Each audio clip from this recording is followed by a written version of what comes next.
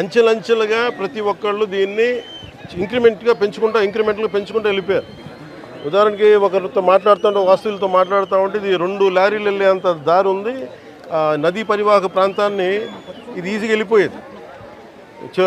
కొంతమంది గట్లు చెట్లు వేసి ఆ గట్లని వాళ్ళ పొలాల్లో కలుపుకోవటం అదొకటి. ఇది చాలా ఇంక్రిమెంట్లు జరిగింది. కానీ ఇది మటుకు ప్రత్యేకించి ఈ జగనన్న కాలనీ మటుకు గత ప్రభుత్వం చేసిన తప్పులు. ఇది ఆల్రెడీ 4 అడుగులు లోతట్టు ప్రాంతం. ఇది చిన్నపాటి వర్షం వస్తే మునిగిపోయే ప్రాంతాలు ఇవి. అలాంటి చోట్ల వీళ్ళు 30 ఎకరాల పైగా 32-34 ఎకరాల పైగా వీళ్ళు ఇచ్చారు. ఇది మామూలుగా మనకి రిజిస్ట్రేషన్ ప్రకారం మనకి 13 లక్షలు ఉండేది. అది మార్కెట్లో మనం చూస్తే 30 లక్షలు. దీన్ని వీళ్ళు 60 లక్షల రూపాయలు పెట్టుకున్నాం.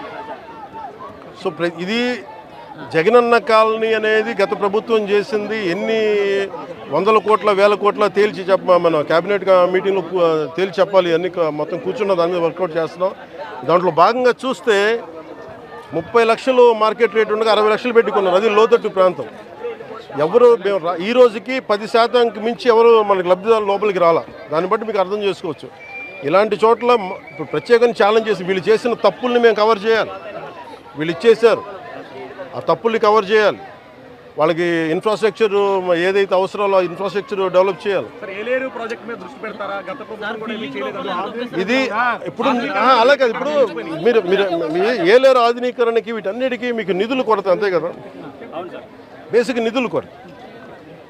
మరి ఇక్కడ ఒక్క చోట మీరు ఇక్కడే చూస్తే దాదాపు 13 కోట్లు, దాదాపు మీరు చూసే 30%, 13 కోట్లు ఇక్కడ ఒక్క ఈ కాలనీకే వేస్ట్ చేశారు.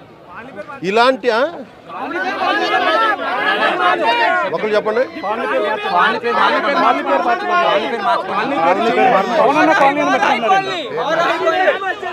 ఇది కాలనీ పేరు మార్చుకోవడం అంటే మీరందరూ కోరుకొని అలాగే మీరందరూ కోరుకొని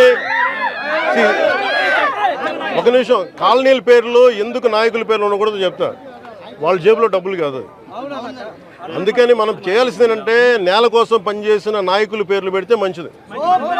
అదే మన జాతీయ నాయకులు చాలా మంది ఉన్నారు, రాష్ట్ర స్థాయి నాయకులు ఉన్నారు, పిఠాపురం మహారాజు గారు ఉన్నారు. అలాంటి గొప్ప మహానుభావుల పేర్లు పెడితే మంచిది.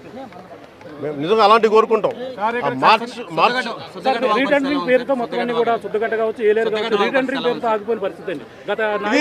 ఇప్పుడు మీకు డబ్బు పరిమితమైన డబ్బే ఉంటుంది. ఉత్తరాంధ్ర కూడా వెళ్ళినప్పుడు ఈ ఇళ్ల కాలనీ పట్టాల పేర్ల మీద ఎంత దోపిడీ జరిగిందో మీ అందరికీ తెలుసు. అదే అన్నాను, మడ అడవులు ఇచ్చారు, ఆవు భూములు, వీటన్నిటి మీద ఒక లెక్క నీకు తేల్చాల్సి ఉంది. ఇప్పుడు క్లాసిక్గా ఇది మీరు చూస్తే మీకు అర్థమవుతా ఉంది డబ్బు ఎలా దుర్వినియోగం జరిగింది. ఈ డబ్బు దుర్వినియోగం ఆపగలిగితే ఈ ఆధునీకరణ పనులన్నీ జరుగుతాయి. నేను దాన్ని మనస్ఫూర్తిగా నమ్ముతున్నాను. అంటే ఇది నేను ముందు నుంచి కూడా అధికారుల సంసిద్ధత ఎలా ఉంది, ఏ స్థాయిలో ఉంది అనేది ఫస్ట్ నేను ముందు నుంచి ఫోన్లో మాట్లాడుతున్నాను. ఈరోజు వచ్చి మొత్తం చేశాను. అన్నీ మనకి హెల్త్ క్యాంప్స్ కానీ వరద నీరు తగ్గగానే మనకి అంటువ్యాధులు వస్తాయి, దానికోసం చర్యలు ఏం తీసుకున్నాను కలెక్టర్ గారితో చెప్పినా కానీ చూడటం జరిగింది.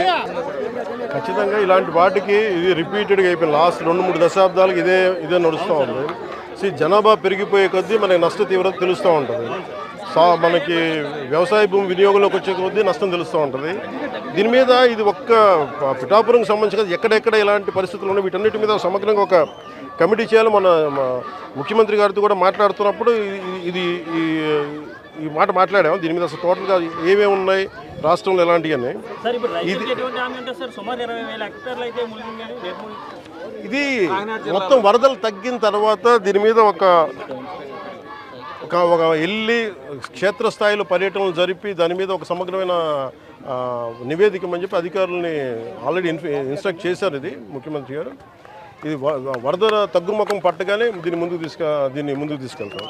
ఈ వీడియో కనుక మీకు నచ్చినట్లయితే లైక్ చేయండి, షేర్ చేయండి, కామెంట్ చేయండి మరియు సబ్స్క్రైబ్ చేయండి. చూస్తూనే ఉండండి లిమ్రా టీవీ.